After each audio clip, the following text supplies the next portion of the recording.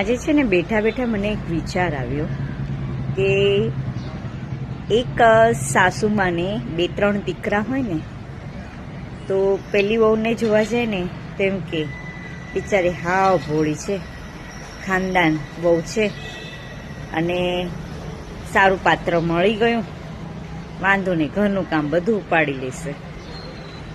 પેલી વહુ આવી જાય, પેલી વહુને વ્યવસ્થિત સાચવે. પછી બીજા દીકરાની વહુ જોવા જાય ને સેમ એ જ બોલે, સારું પાત્ર છે, ભણેલી છે થોડી અને ઘરનું બધું કામ સંભાળી લે છે અને દીકરી હોજી છે હાવ,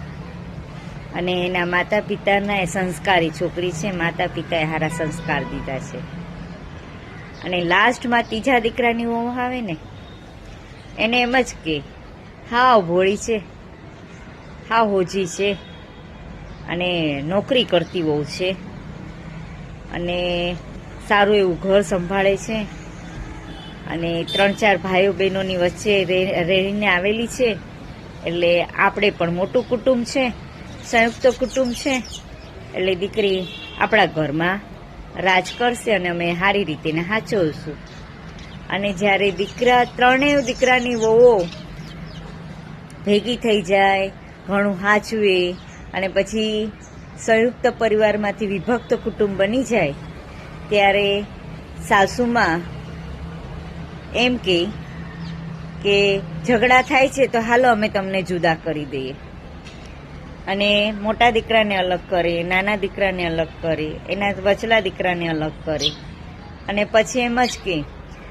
મોટા દીકરાની વહુ હારી છે કે મારી સેવા કરે, વચલા દીકરાની વહુ નથી હારી મારી, એ સેવા ન કરે, એની તો જીબડી બહુ ચાલે, સેવાની તો દૂરની વાત છે. અને નાના દીકરાને ત્યાં મોટા દીકરાની વહુ કંટાળી જાય, પછી કે હવે બા તમે નાના વચલા દીકરા ભેગા જાઓ. વચલા દીકરાની વહુ સાચવે અને બોલકની થોડી રહી તો કે બહુ બોલે છે બાપા, જીબડો તો બહુ ભારે, જીબડાને લગામમાં જ નથી રાખતી. અને જ્યારે પછી ત્યાંથી કંટાળે